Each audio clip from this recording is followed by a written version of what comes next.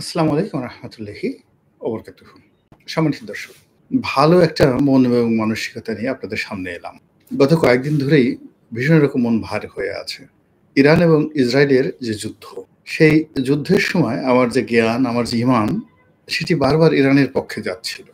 কিন্তু আমার যে বুদ্ধি এবং আধুনিক দুনিয়ার যে প্রযুক্তি, এই সব মিলিয়ে মনে হচ্ছিল যে ইরান সম্ভবত পারবে না এবং এ জাতিটি শেষ পর্যন্ত ধুলোয় মিশিয়ে যাবে এবং ৯ কোটি মুসলমান ইরানের, তারা সহ মধ্যপ্রাচ্যের সকল আ মুসলমান সম্প্রদায়ের যারা জনগণ রয়েছেন তারা এবং আমরা সারা দুনিয়াতে ২০০ কোটি মুসলমান আরেকটা নিদারুণ অপমান, তারপরে কষ্ট এবং যাকে বলা হয় অর্থনৈতিক, সামাজিক, রাজনৈতিক বিপর্যয়ের মুখোমুখি হব।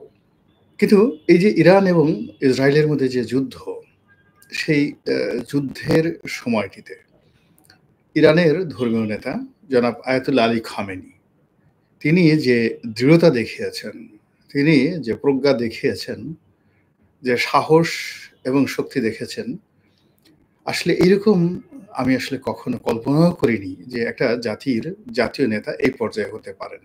২ নম্বর হলো যে ইরানের যে সামর্থ্য, তাদের অর্থনৈতিক সামর্থ্য, অন্যান্য সামর্থ্য নিয়ে আরো অনেকের মতো আমারও সন্দেহ ছিল। কিন্তু গত কয়েকদিনের যুদ্ধে তারা যে পারঙ্গমতা দেখিয়েছেন, তারা যে সফলতা দেখিয়েছেন এবং চাতুর্যের সঙ্গে, সঙ্গে ডিপ্লোম্যাসি, সব মিলিয়ে তারা বাস্তব ক্ষেত্রে একটা পাহাড়ের সঙ্গে যেভাবে একটা ইঁদুরের লড়াই, ঠিক ওইরকম একটা লড়াইতে সারা দুনিয়ার ভিত্তি কাঁপিয়ে দিয়েছেন।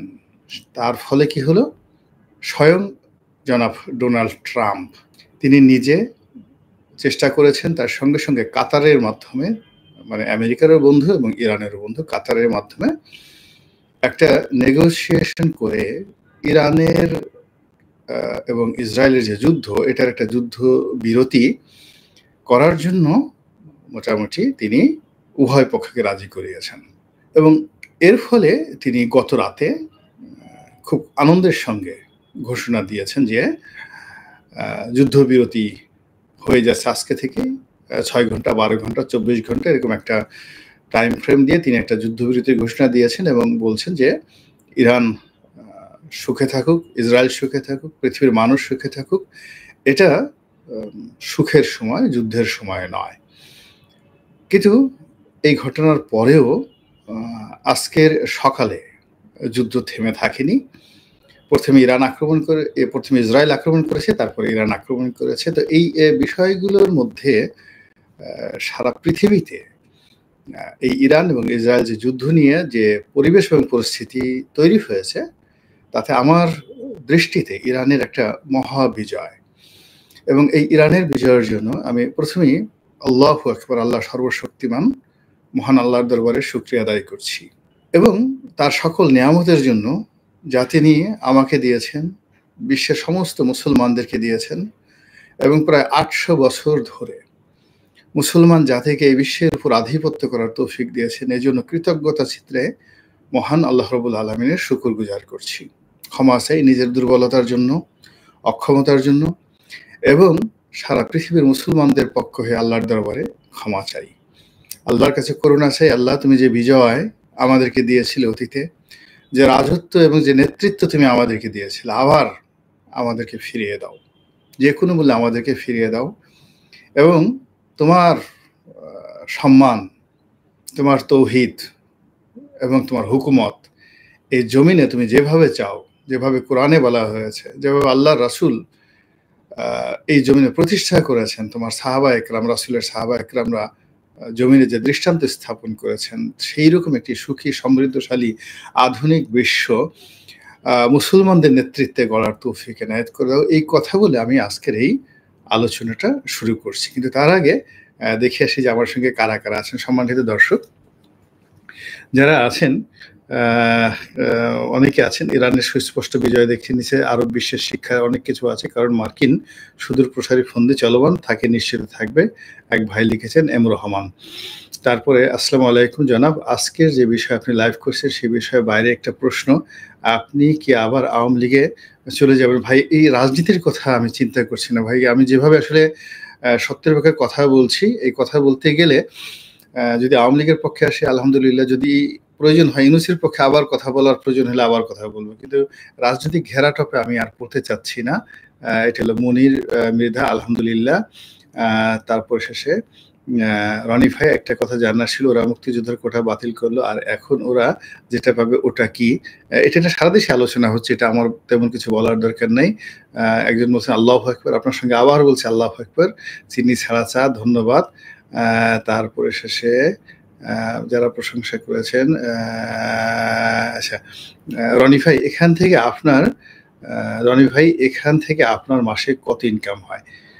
ভাই আপনাকে একটা কথা বলি খায়রুল আলম সাহেব, আয়ের জন্য এই কাজটি করিনি। আমি যখন সংসদ সদস্য হই ২০০৯ সনে পার্লামেন্টে যাদের বৈধ ইনকাম আছে তাদের মধ্যে আমি ধনী ব্যক্তি ছিলাম।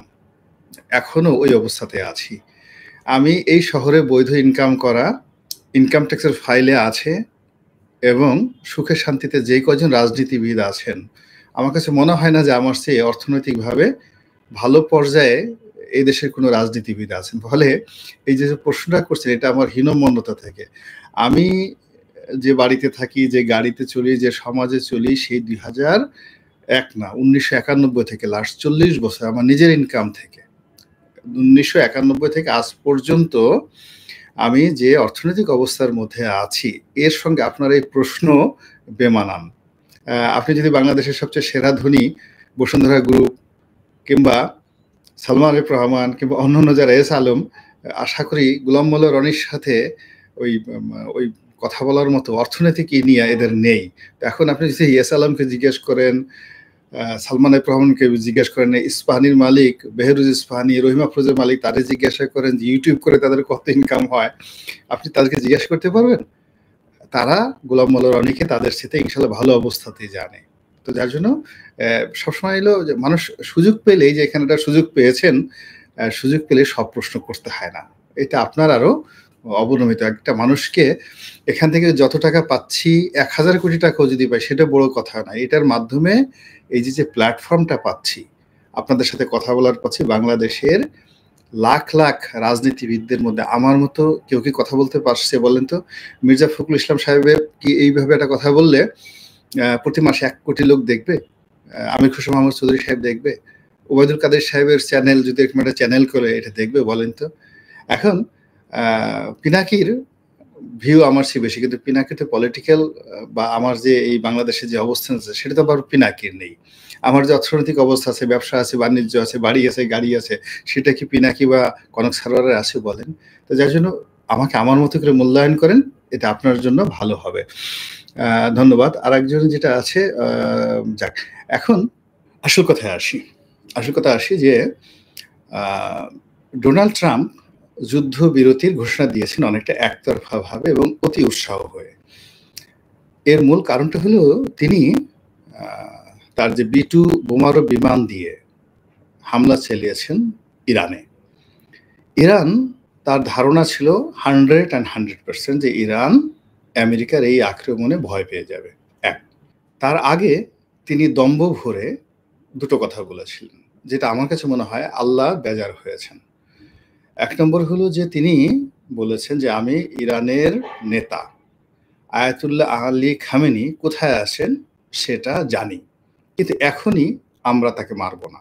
বুঝার চেষ্টা করুন, জীবন এবং মৃত্যুর মালিক আল্লাহ রাব্বুল আলামিন। ডোনাল্ড ট্রাম্প তো দূরের কথা, সারা পৃথিবীর মানুষ চেষ্টা করেও আলী খামেনি তো দূরের কথা, যে কোনো একটা মানুষের একটা পশম স্পর্শ করতে পারবে না যদি জমিনের মালিক আল্লাহ কাউকে রক্ষা করতে চান।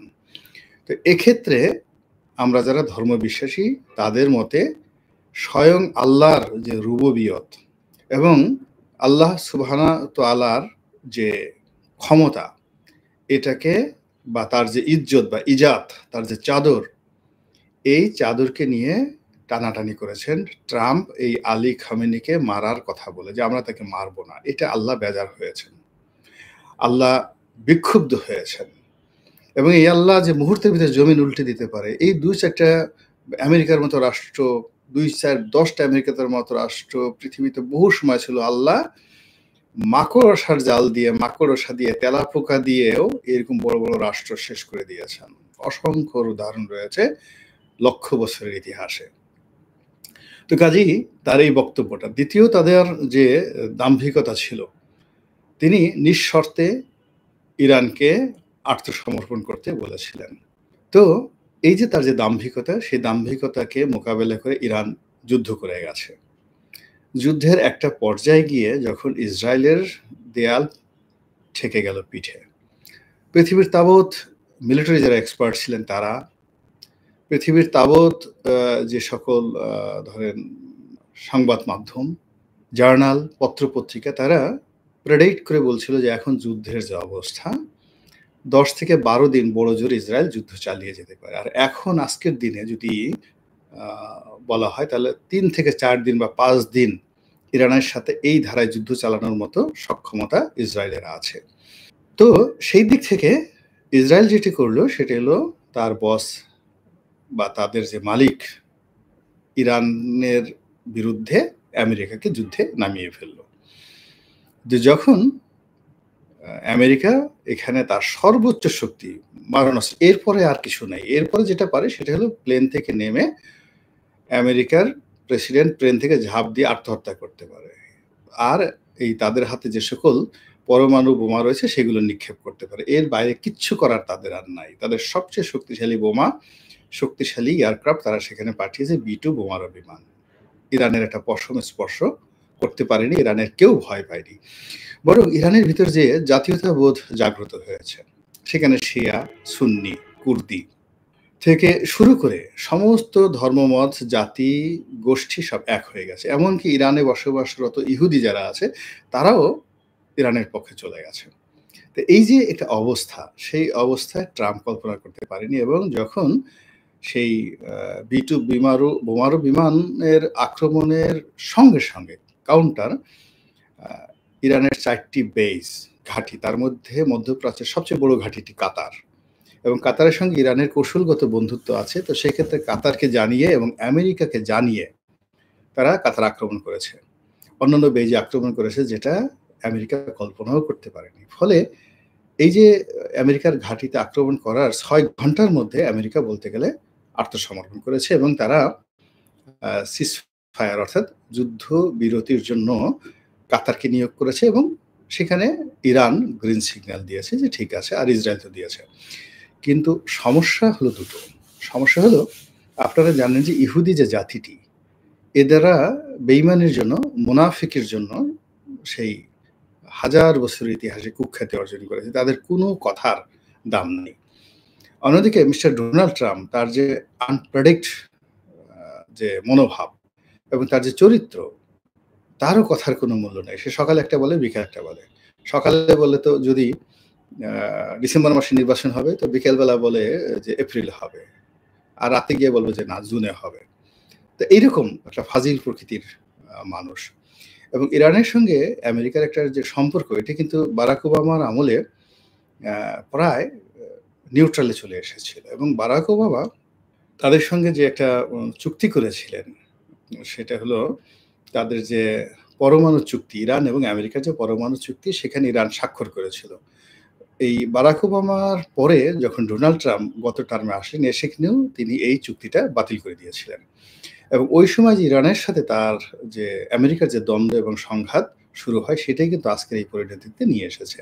ফলে আজকের যে ক্রাইসিস, সেই ক্রাইসিসটা মূলত ইরানের সাথে আমেরিকার যে ক্রাইসিসটা, এটি শুরু করেছিল ডোনাল্ড ট্রাম্প তার আগের জমানাতে।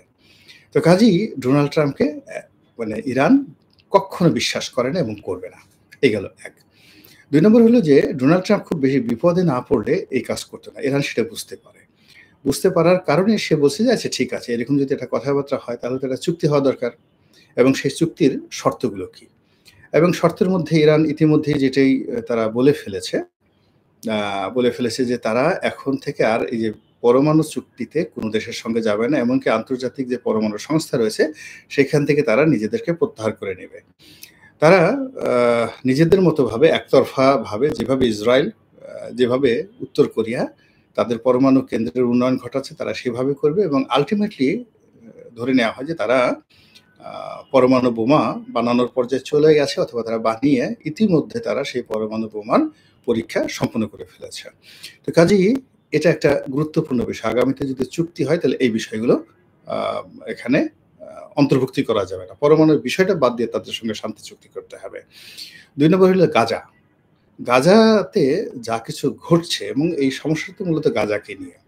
তো সেই গাজার ব্যাপারেও ইসরায়েলকে যুদ্ধবিরতি দিতে হবে এবং গাজার পুনর্গঠনে তাকে মানে ইসরায়েলকে সহযোগিতা করতে হবে, টাকা দিতে হবে, ক্ষতিপূরণ দিতে হবে এবং এই যুদ্ধে ইরানের যে ক্ষয়ক্ষতি হয়েছে সেই ক্ষয়ক্ষতি আমেরিকা এবং যাকে বলা হয় ইসরায়েলকে দিতেই হবে।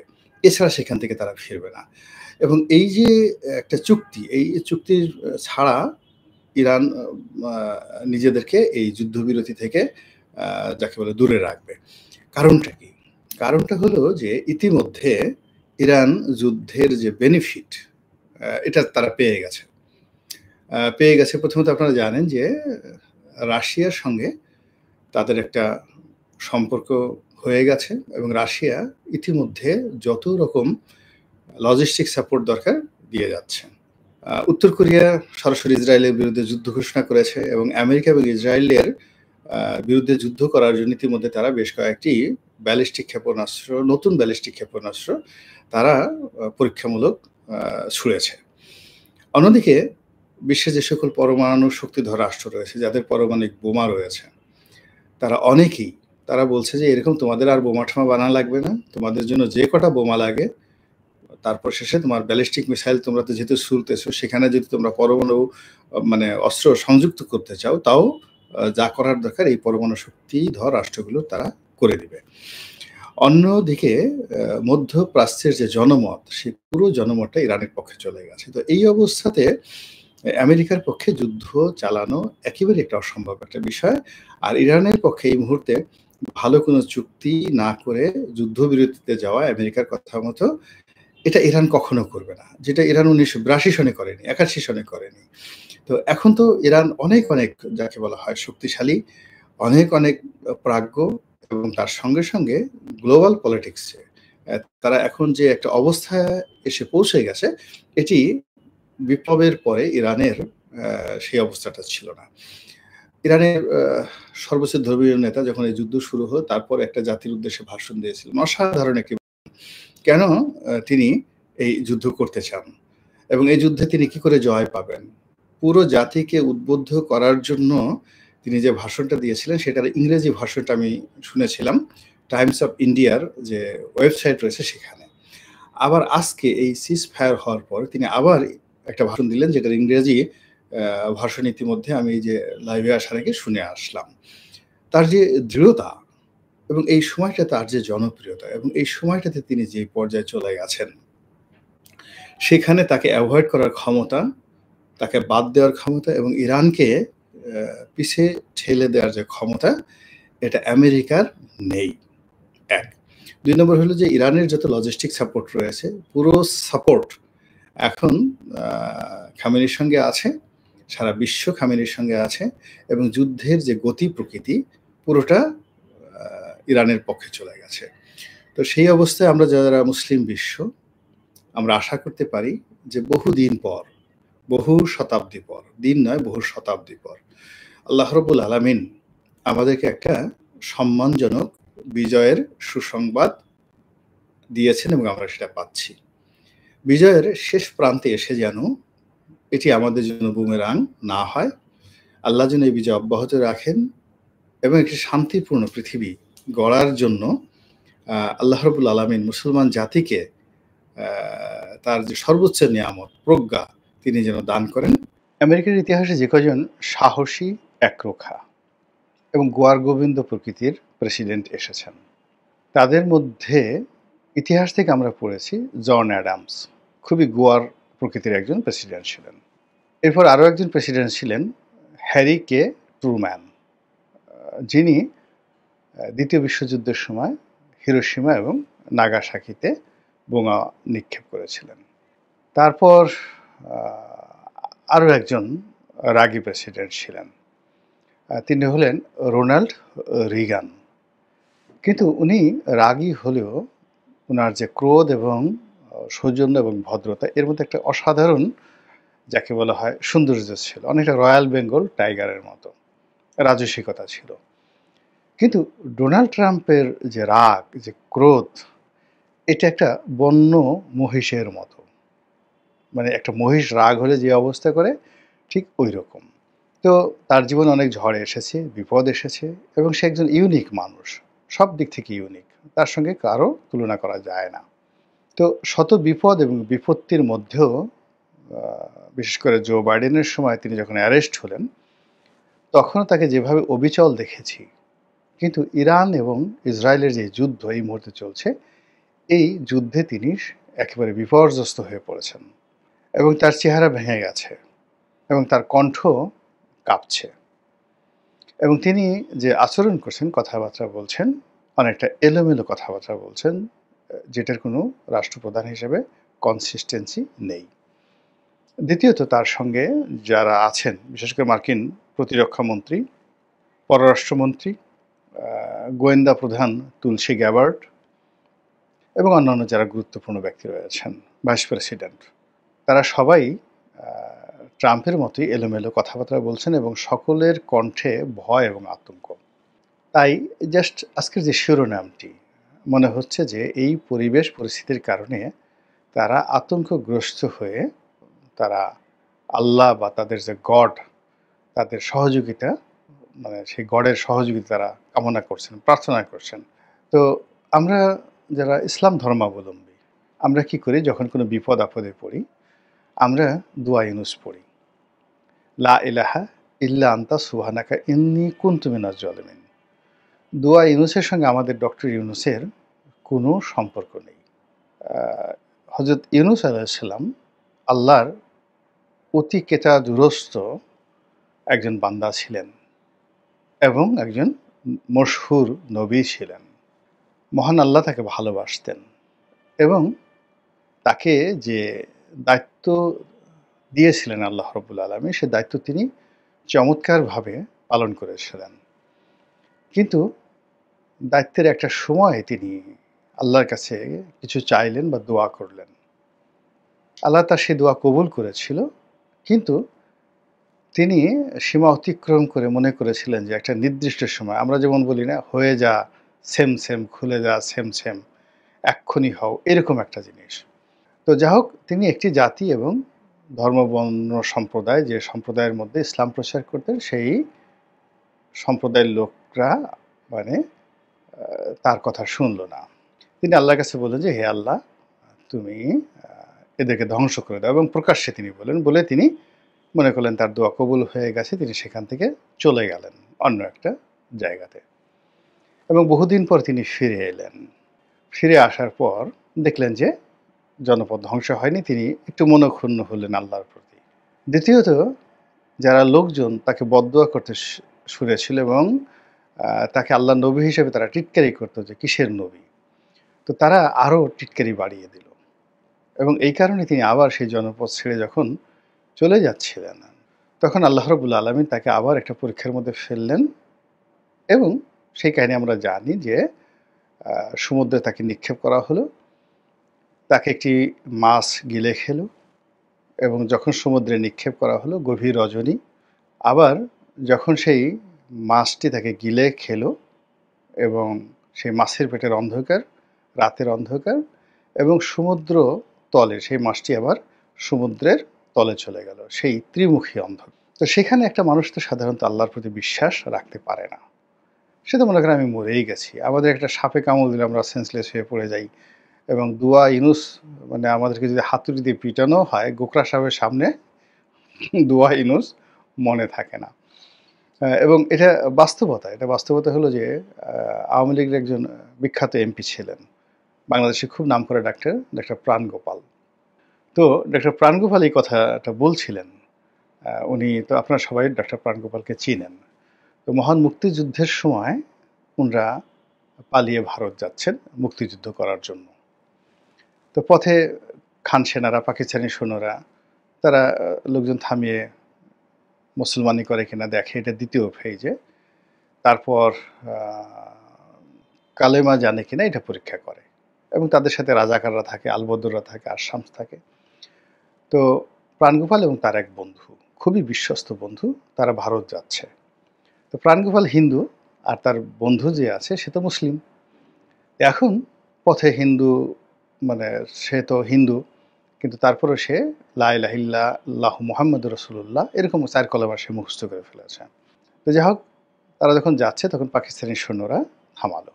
থামানোর পরে তো প্রথমে প্রাণগোপালকে জিজ্ঞাসা করলো, সে 4 কলেমা বলে ফেললো মুখস্থ। তো তাকে ছেড়ে দিয়ে ওই যে অরিজিনাল মুসলমান তাকে জিজ্ঞাসা করলো, সে ভয়ে কলেমা ভুলে গেল। এবং পাকিস্তানি সৈন্যরা, রাজাকাররা তাকে স্পট গুলি করে, ব্রাশ ফায়ার করে তারা সেখানে মেরে ফেলল। এই কথা বলছেন, এবং প্রাণগোপাল কিন্তু সেই সাক্ষাৎকারে তিনি কাঁদছিলেন যখন তিনি আসলে এমপি হননি। তো সেটা মনে পড়লো যে এখানে যে আসলে মানুষ যখন বিপদে পড়ে তখন দোয়া ইউনূসের কথাও মনে থাকে না, আল্লাহর নামও মনে থাকে না। তো এইরকম একটা বিপদে, যে বিপদ গোকরা সাপের চেয়ে কোটি কোটি গুণ বেশি, সেই বিপদের মধ্যে পড়ে তিনি কোনো কিছুর কথা চিন্তা করলেন না, সরাসরি আল্লাহকে চিন্তা করলেন, আর আল্লাহর কাছে আত্মসমর্পণ করলেন এবং আল্লাহর কাছে বললেন যে লা ইলাহা ইল্লা আনতা সুবহানাকা ইন্নী কুনতু মিনাজ জালিমিন। হে আল্লাহ, তুমি ছাড়া তো আমার আসলে কেউ নেই, কোনো ইলাহ নেই। এখন আমি তো নিজের প্রতি জুলুম করেছি, আমি নিজের প্রতি জুলুম করি, এতটুকু বেশ, আর কিছু করার দরকার নেই। তিনি বললেন না আমাকে রক্ষা করো, আমাকে বাঁচাও, আমাকে মাফ করো, কিছুই বললেন না। শুধু বললেন যে তুমি ছাড়া আর কোনো ইলাহ নাই, লা ইলাহা ইল্লা আনতা সুবহানাকা ইন্নী কুনতু মিনাজ জালিমিন। মানে তুমি সমস্ত দুর্বলতা এবং অক্ষমতা থেকে মুক্ত, তুমি না পারো পৃথিবীর এমন কোনো কাজ নাই, আর আমি এত খারাপ যে আমি তোমার বান্দা হিসেবে তোমার শুকরগুজার হতে পারিনি, আমি নিজের প্রতি জুলুম করেছি। আল্লাহর এই যে দোয়াটি, হযরত ইউনূস আলাইহিস সালামের দোয়াটি এত পছন্দ হলো যে তিনি তাকে সেই মাছের পেট থেকে রক্ষা করলেন, এবং এই স্মৃতিটিকে কিয়ামত পর্যন্ত জাগরুক রাখলেন তার বান্দাদের জন্য, এবং এটির নাম দোয়া ইউনূস কালামে পাকে রয়েছে। বিপদে পড়লে আমরা এই দোয়া পড়ি।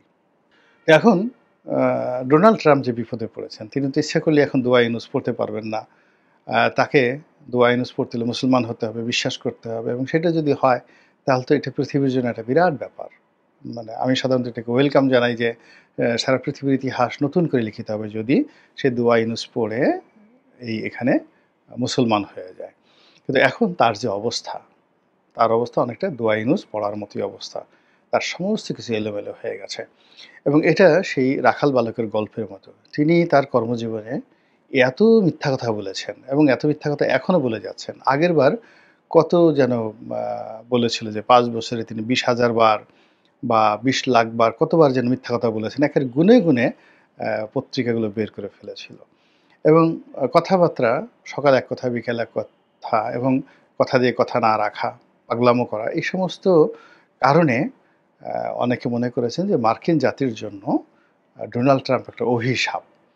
এবং যে জাতি নিজেদেরকে এত সভ্য মনে করে, ডেভেলপমেন্ট মনে করে নিজেদেরকে, যে উন্নয়নের চরম শিখরে তারা রয়েছে, কৃষ্টি, কালচার, সভ্যতা, তো সেখানে তাদের মাথার উপরে আল্লাহ রাব্বুল আলামিন এরকম একজন লোককে নেতা বানিয়ে দিয়ে মূলত অবস্থাটা এমন করেছেন যে আপনি সারা শরীরে, আপনি ধরেন খুব দামি দামি পোশাক পরলেন, আতর মাখলেন, তা আতর মাখলেন, তারপরে শেষে দামি পোশাক পরলেন, কাজল, মানে সারা শরীর মেকআপ করলেন, কিন্তু এমন একটা ক্যাপ পরলেন মাথায়, সেই ক্যাপটা জুতোর তৈরি।